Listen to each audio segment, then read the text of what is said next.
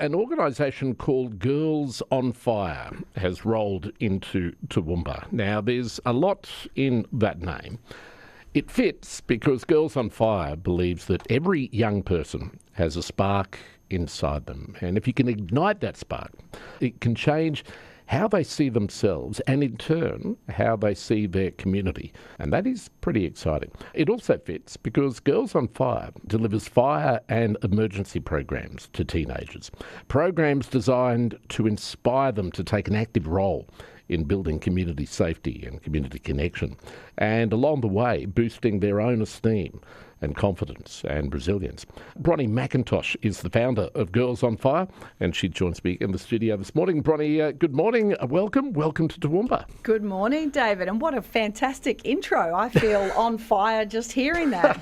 Well, it sounds very impressive. I wanted to start off by asking you, though, you talk about every young person having a spark inside them, absolutely true. But tell me about the spark that sort of ignited this idea for you. What was the impetus for you to form this organisation? I guess in a nutshell, the underlying spark from me is gender equity and gender inclusion. I had a big kind of career, you might say, in women's rugby prior to joining the fire service 23 years ago. And in there, I also saw a lot of this challenge of getting exposure, getting sponsorship, getting to play on good fields. And so when I joined the fire service, I just recognised a lot of the same challenges, a lot of the same systems that were barriers to full inclusion for women. And because I had been championing and pioneering in the women's rugby space, I had a few tools already there and some sparking passion that I was then able to pursue in fire. I was the 13th woman to join at Fire and Rescue New South Wales, and I wished I was a late starter. I wished I had found it earlier. So the impetus has also been just creating opportunities for young women to not wait till their 30s like I did, to know that this is a really valuable and viable sector to be part of. And I guess, so, two motivations, I suppose, wanting to correct that inequity, but also there's something about the fire and emergency services field that is empowering, not just for women, but I guess everyone who becomes a part of it, isn't it? It's that physical side, it's that you're doing something, you're saving lives, it covers so many bases. So many, and really just having responsibility for your own personal safety and then the safety of your family and your community, excuse me, that is a super empowering thing. So part of the camp really is a confidence camp. We're just providing the knowledge and the skills and these capabilities for young women to take responsibility for their own safety and that of their family and communities. And that is the confidence builder that empowers them to know, actually, I can do this. I know what to have in my go bag when the floods come. I know the process of calling 000. I know to have an Emergency Plus app on my phone if I'm out. I know the things to do, giving someone an airway, all the fundamentals of safety and well-being, because we weave in a fair bit of mental health and well-being to that as well. But then also the practical skills of making fire, putting fires out, using extinguishers, using hose reels, understanding land management from a Western perspective, but also a cultural, traditional landowners perspective. So, we're covering a lot of stuff in a short program. Absolutely, definitely. And tell me, have you seen so far, so how long has it been going? We ran the first pilot in 2018. Right, okay. We formed an association in 2021, and we've just formed a company in December last year with a board of directors. So it's pretty exciting in terms of the growth and the infrastructure for us to keep growing and scaling around the country.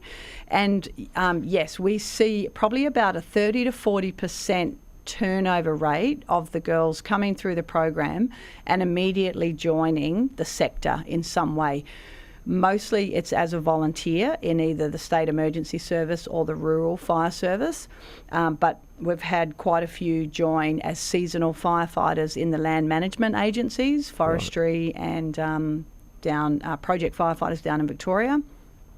And then we've also had a couple become on-call firefighters in the urban ranks. So we're across all agencies and all hazards approach. And sometimes, though, you don't see the results straight away. Like, you can't go from the program. It's not a pathway to go from the program straight into a job. But you can have that exposure, and that's what we know works, is that if a young person gets to experience and they can see themselves in these roles, then they know it's possible. And the more that they see other people that kind of look like them or reflect the things that they care about, then they are more convinced that it's possible for them. And whilst we still have a 95% male urban firefighting service, then there's a whole bunch of people, whether it's women or other cultural identities, that don't know that it's possible for them to be part of the fire and emergency services sector. Yeah. So this sort of breaks down that barrier. But I was going to ask, and I'm sure it's different in every town that you go to train up these girls, but in some cases, do they go into... You can't guarantee that they won't go into a situation where there is still that old prejudice, this is not a place for girls. You can't do anything about that. But do you, as part of the workshops, teach them to counteract that, or to rise above that, or to push against that? Yeah, I really love this question, and it is a bit of a growing concern, because when I first started the program, I was really passionate about bringing more women into, especially the urban fire service, where there were so few. But after 23 years, and I'm now a station officer and I've moved around in different parts, I know that there's a lot of pockets where the culture is still not safe for women to be coming into.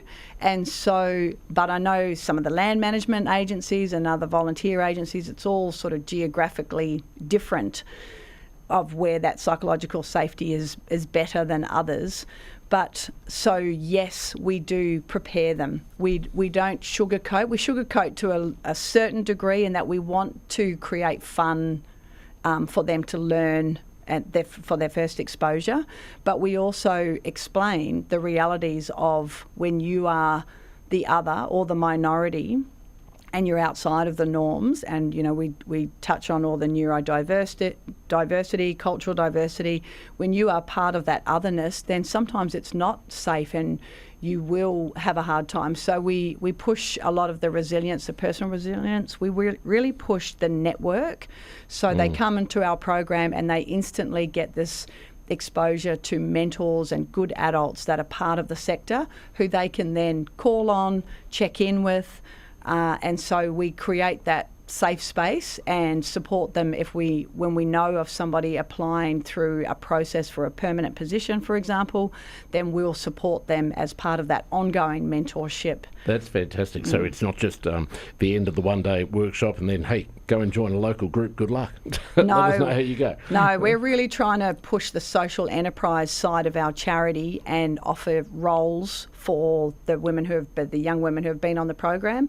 And we're also doing this now mentor development and leadership part to our program, where we're getting people like myself that have been in the sector for a while, but for one reason or another aren't getting enough professional development to keep them inspired to promote or keep them engaged. There's a real problem with retention sometimes. Right. Yeah. And so we're finding that that's filling a gap. And as the more that we do that, the more we're creating this social enterprise style of where the girls can come to a program, they get mentored by somebody who's also on a leadership development pathway, and so they just sort of go in this circular way of supporting those needs, and then those girls can end up becoming mentors and activity facilitators in the program. Okay. Yeah. And helping and mentoring the next. So pay it back, pay it forward. That's a great idea, and enhance your own experience along the way. So exactly. That's perfect. And building that network of connections, which is so important. Such a great idea, definitely. Do you get evidence anecdotally, or I don't know, how far you've taken it to see that it is achieving the goals that you set out to achieve with this? Do you hear that? Do you get that feedback? Yes, absolutely. And we pride ourselves on being that evidence-based program. So a lot of the funding that we get from either government grants or our corporate sponsorship, all is heavily underpinned by the evaluation and the measurement of the impact that we're having and that we say we're having. It's hard to collect just the quantitative data, Yep. because, like I said, it might be somebody has a program and then 3 years later they join a service, or they then go into the military because they've got the confidence and then suddenly realise they can do all these other things. Yeah.